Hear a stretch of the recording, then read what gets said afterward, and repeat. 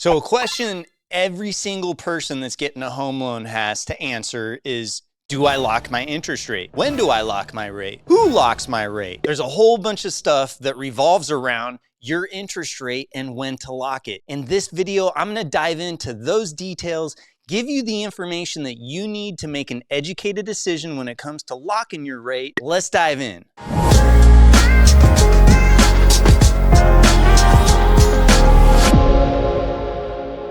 Hey, are you thinking about buying a house, but you need help with your down payment? Well, you're not alone, and I've got you covered. I've created the ultimate down payment assistance guide, which is available for you to download for free below. I'm telling you, this guide will save you hours and hours of research. Hope you like it. All right, so first off, what is a rate lock? So when you're getting a home loan, the lender, they're quoting you an interest rate, but that rate is a moving target until you lock the rate, meaning you're committing to that specific rate and price for a specific amount of time. So when you lock in your rate, the rate cannot change as long as your deal closes during the rate lock period, which I'll get to that in more detail here shortly. So you really, when it comes down to the answer to the question of, do I lock, do I float, which floating means that you are not locking, so you're subject to market change. It just comes down to your appetite for risk.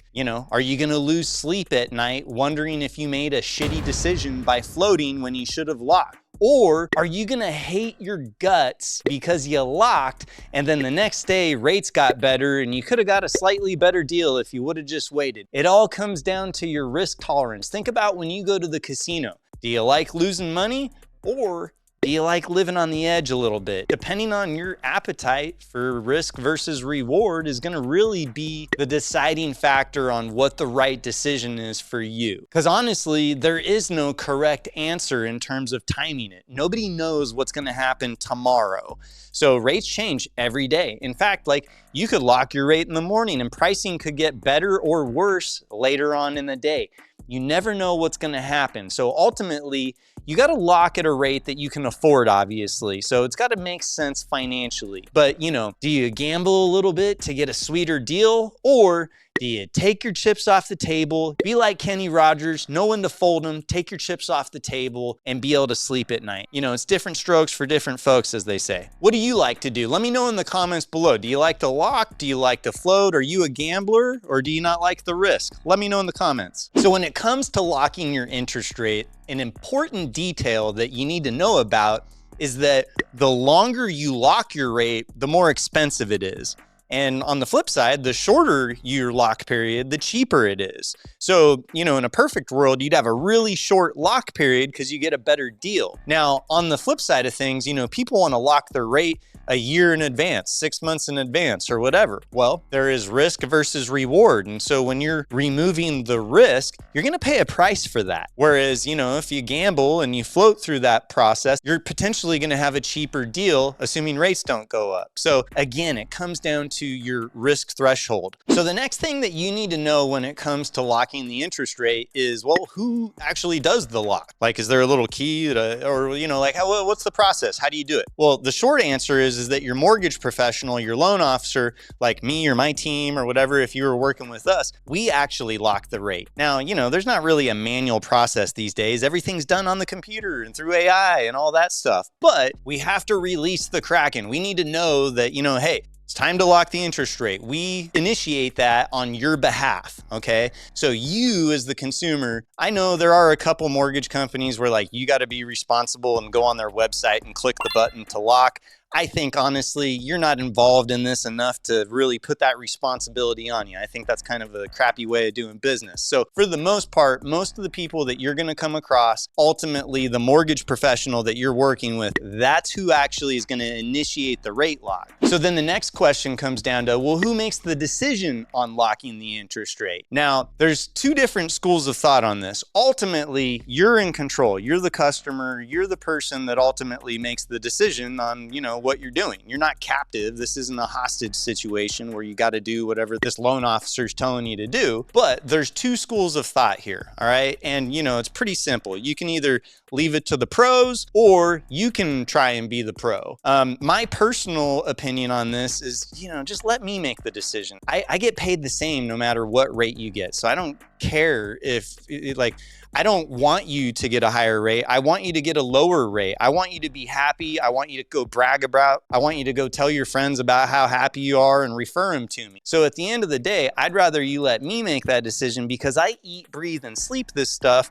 Whereas you've got a day job or a night job or whatever you do for your living, and with your time, kids, whatever, do you really have time to monitor interest rates in the bond market and stay ahead of all the changes so that you're ready to do it? No, of course not. But I do, and my team does. And mortgage professionals should be in a capacity to be able to take the ball and run with it based off of what they know you want. So like, for instance, what I always ask my clients, and basically, it's like, hey, are you good with this interest rate that we can get right now? Okay, great. I know where you're at. I know what we need to be at. Are you okay with me making the decision to lock in your interest rate? Because I monitor this stuff all the time. And if I think that the shit's about to hit the fan and that rates are going to get worse, I don't want to have to wait to get a hold of you and you're in meetings all day. And meanwhile, while I'm waiting to get your permission to lock in the interest rate, the market goes to hell. And now you got to take a higher interest rate. Whereas if you would have just let me make that decision ultimately, I could have pulled your chips off the table for you and saved you money. But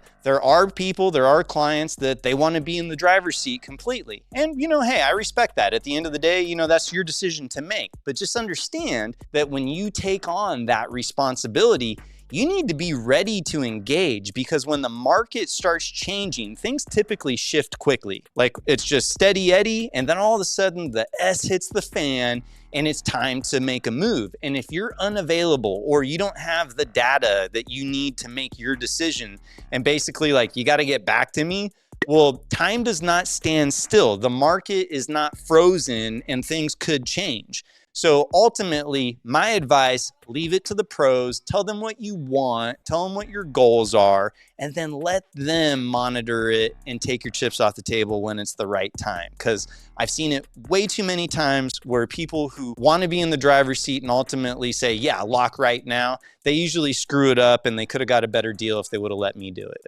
So next, when do you have to lock? Okay, well, first off, typically you cannot lock until you're in contract to buy a property, or if you're doing a refinance, you've basically completed an application and you've committed to moving forward with, said transaction. So that's when you can lock. When do you have to lock? Well, at a certain point during your loan process, the lender's not going to be able to move any further with, it's called a closing disclosure, which if you go on our channel, I've got some videos about a loan estimate and a closing disclosure. These are standardized disclosures, part of the mortgage process, and a lender can't issue your final disclosure without your rate being locked. So at a certain point, in order for your transaction to proceed, you have to lock. That's the only time though that you have to lock. Otherwise, it's up to you and your mortgage pro. What most people are gonna do, however, is that they're gonna lock when they go into contract to buy the house, assuming that they don't wanna roll the dice and see what happens in the market. So what happens when your rate lock runs out? Because earlier I told you that the longer you lock for, the more it costs, and the shorter, the better deal you get. So typically a rate lock's like 15, 30, 45 days, 60 days, and so on. Usually most lenders do 15-day increments.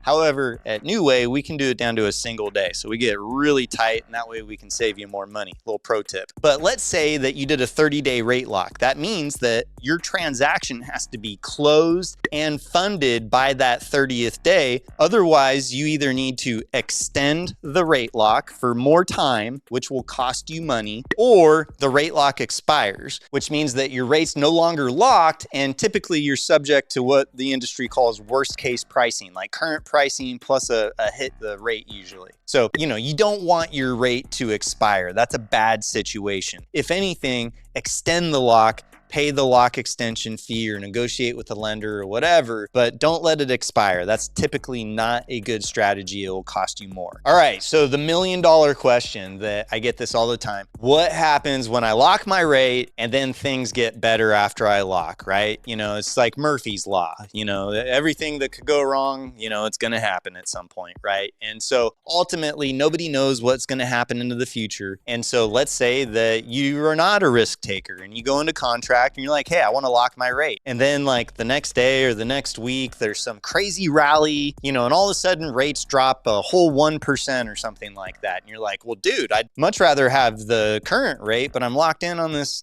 other rate. What's the, like, is there any way we can work out a deal, or can I get that rate? How does that work? Well, the answer is not really simple because it's going to vary from lender to lender. Everybody's got their own policies. You know, if you're working with a mortgage broker like New Way Mortgage, what we're going to do is, first off, we're going to try and negotiate with the lender to get you the current pricing. If we can't do that and we have time, then we're just going to switch lenders. We'll go somewhere else where we can get you the current deal. That way you're getting the best pricing available. But 9 times out of 10, we're usually able to work something out with the lender. So ultimately there is a solution, but some lenders, they don't do that. So like I said, not all companies have the same policies, procedures. At the end of the day, everybody's a business and there's a cost to doing business. And so when these things happen, somebody's either taking a loss or you're paying for it, or you guys kind of meet in the middle. So ultimately, there should be a path towards getting your deal done. I hope you got value out of this. If you got questions that I did not cover about rate locks, put them in the comments below. I'll answer it. If you'd like to work with me and my team, we'd love to help you out with this. You can get a hold of us in the description below, phone number above, and I'll see you on the next video.